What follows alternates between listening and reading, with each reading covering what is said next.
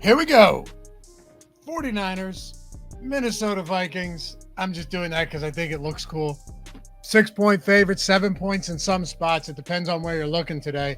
Minnesota Vikings at home. Big dogs coming off a ugly win. San Francisco coming off an ugly loss. So this should be a fun video. I'm Dave Loughy with Oddchopper. Appreciate you guys hanging out. As always, hey, before we get into it, hit that thumbs up, subscribe to the channel, leave a comment down below. Your favorite picks, where you at? And also follow me on Twitter at Loughy_D. If I come across any other props, bets, I'm going to throw them out there. LOUGHY_D. We had a little 2-unit Trey McBride over prop that I had to sweat yesterday. It got there. Thank God, because that game was disgusting. And this one might be ugly as well, but let's see what we have. I got a prop for you and I got a side. Let's dive into it. Let's go. First up, we'll hit a side here, whether we're looking at a total or a spread or a money line, whatever. Well, I'm not taking Minnesota money line. I can tell you that much, right? The reason for this is, like, could they come in and win this game? Sure. They're at home. It's football. There's a ton of parity in the NFL. We just saw the Patriots beat the Buffalo Bills for Bill Belichick's 300th career win. What a way to do it, right? Last week, we saw this same Niners team lose to Cleveland. Of course, a missed field goal late. We saw the Eagles lose to the Jets. Ton of drops. Things, you know, when you're talking about really good football teams, you guys watch football, you know. If you're watching this video for a Monday night football game that isn't exactly a marquee matchup, there's no Justin Jefferson, whatever. You guys love football. You love betting it. I get it. So you know that weird things happen in football. But usually the much better team, things have to get weird. Like with the Eagles, they had so many drops. With the Niners last game, sure, Cleveland's defense stood on their head, but the Niners still had a chance to win that. A ton of self-inflicted injuries by the Bills yesterday. Granted, divisional game. Weird things happen there as well. In this one, though, I think a lot of people might look at it and go, on one hand, well, how do the Niners lose this game? How do they not cover? And on the other side, they go, yeah, but Trent Williams is out. Deebo Samuel's out. Here's how I see it, right? This is a Niners team that is just phenomenally staffed. The personnel on this team across the board is fantastic. You lose Deebo Samuel, but you still have Christian McCaffrey, who's expected to play. He said after Saturday's practice that he felt great. You're without Trent Williams. That hurts, no doubt. Same with Deebo Samuel. But you have a guy in Brandon Ayuk, we're going to get to him in a second with a prop, who's excellent. Brock Purdy, guy's thrown under 30 passes in all but one game this season, but he's been super efficient. Again, last game kind of an outlier, which is why I'm leaning the Niners, though. They still have George Kittle, who, when you get him involved, can rip off an insane 3-touchdown performance like we saw in a primetime game earlier this year, right? Like, all of these things are very possible. And I think they're just too talented. If you had Justin Jefferson on the other side, I'm not saying that this is the type of guy who is going to move the line 3-4 points. Obviously not. But you're talking KJ Osborne, just another guy. Jordan Addison, he's had some nice games. He's going to be a good player, but he's still a rookie. They have no run game to speak of, and I think that's a bigger issue here, right? You still saw Madison play almost 80% of snaps last week. Maybe they're giving up on Cam Akers already, but he was inefficient again, against the Chicago Bears, no less. I know their defense is, I guess, coming on a little bit lately, but they're facing bad teams. Brian Hoyer and company yesterday. What does it matter? They don't have a good run game. They're at home in a dome, which helps. Kirk Cousins struggles in prime time. I know he's been a little bit better with the Vikings, but he's still not good in prime time. And I keep coming back to the fact that the Niners are just coming off a bad, ugly loss. It was talked about everywhere. And if McCaffrey plays and he isn't limited, even if he's moderately limited, Mitchell's fine to spell him a little bit. Brandon Ayuk's excellent. George Kittle. Without Williams, they still have an offensive line that can block. They still have a dominant defense. You look at the Vikings and you go, well, what about their defense? Sure, their defense has done, a decent job in some of these spots. They've locked it down in the passing game at times. But when you really dig in, it's like, okay, they allowed 445 passing yards to the Chargers. Who else did they face? Philly only allowed 171 rushing yards. Yeah, Philly ran the ball down their throats in that game. They came into that game with the intention of stopping the pass. And Devonta Smith still got loose a couple of times. 266 to the Chiefs, but gave up 27 points. They faced Carolina. They didn't allow Chicago. They didn't allow passing yards. Tampa Bay. I mean, what are we doing here, right? It's a much better team on the other side. I'm getting them inside a touchdown. I don't think it's a blowout. I don't think this is a San Francisco-Dallas type game.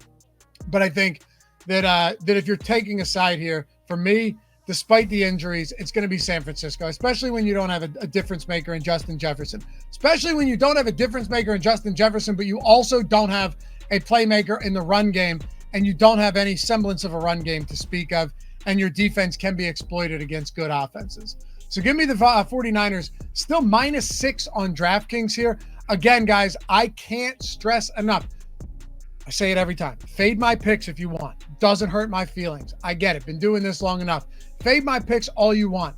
But make sure no matter where you're picking, if you're going against me, with me, whatever, that you're always going to be shopping the best lines. Okay, DraftKings already moved to 6.5. Some of these are at 7. PointsBet is at 6.5. Bet365 right now is at 6.5. If you can get in under the 7, that's massive. The 6.5 to 7, a key number, is huge.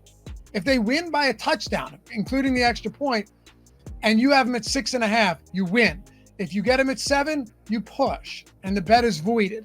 That's why if you're in Colorado, Virginia, Ohio, New Jersey, Iowa, or Kentucky, as I say on every show, take advantage of the Bet365 promo. Not just because you're getting $150 when you bet $5. Links in the description and in the pinned comment. Click it. It takes 2 minutes to sign up and deposit. Hell, you could be sitting on the can, firing one off this wonderful afternoon and being like, how can I make good use of my time? This is how. Log in, use the link, log in, sign up, takes 2 minutes, making $150 in 2 minutes. If you're in Kentucky, you bet $1, you get $365. It's absurd. It's the best promo in the country right now. Put the bet on whatever you want, whether it's $5, which is what it's got to be, deposit $10, to bet 5 on whatever you want. If you're in Kentucky, deposit 10, bet 1. Put a big parlay down. Who cares? Because either way, win or lose, you're getting $150 or $365 on $1. Not only are you getting free money, always take the free money, always, from every book. But also, now you're getting the opportunity to say, all right, well, the line is this here and it's this here. I'm going to shop the best odds and make sure over time I'm always getting the best odds, and I'm going to have more money in my pocket at the end of the day. So it's twofold. More money, free money, and better odds to sustain a bankroll and win more money. Colorado, Virginia, New Jersey, Iowa, Ohio, and Kentucky's the big one. Bet 1 in the 365. The other, bet 5 in the 150. Link down there, as you guys know. Let's talk about a prop here, and it's going to be Brandon Ayuk over 71.5 receiving yards. Some spots he's sitting at 73.5. I'm seeing some 74.5s.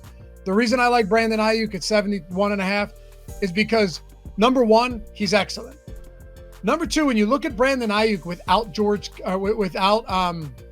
Deebo Samuel, last game, what did he have? Deebo Samuel played 9 snaps, so he was out there a little bit, but still 76 receiving yards in a really tough matchup against Cleveland. Cleveland's defense fell apart against Indy, but we know this is a strong defense, and we saw that against San Francisco. Clear letdown performance from that defense after that big emotional win.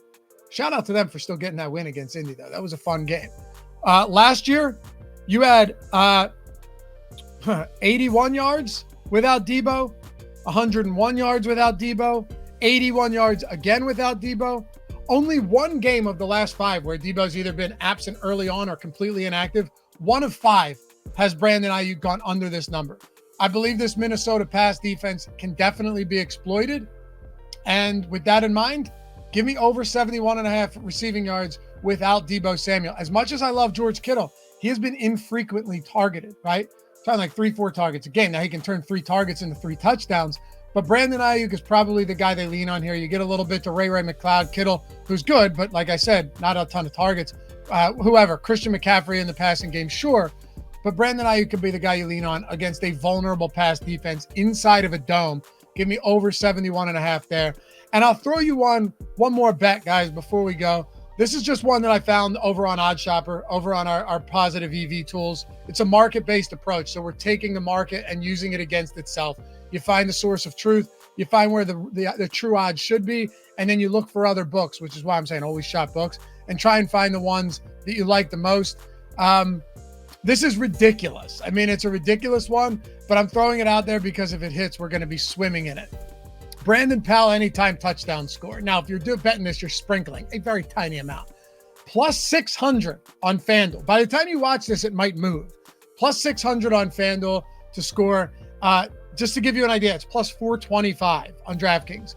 On some of these other books, like Pinnacle, plus 316. It's plus 265 on Caesars.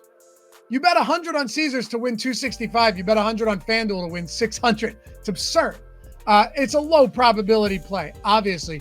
But since Justin Jefferson went down, he has 10 targets in 2 games, and Jefferson played a decent amount of that game 2 weeks ago. Very, very flat target distribution against Chicago. Brandon Powell might see 6 or 7 targets in this game. And if you get him at plus 600, even if you're putting $10 on it, it's much better than plus 265. So looking at our market-based approach, it's one of our best plus EV spots on oddshopper.com. We'll see you guys back here for the next one. Good luck tonight. Peace.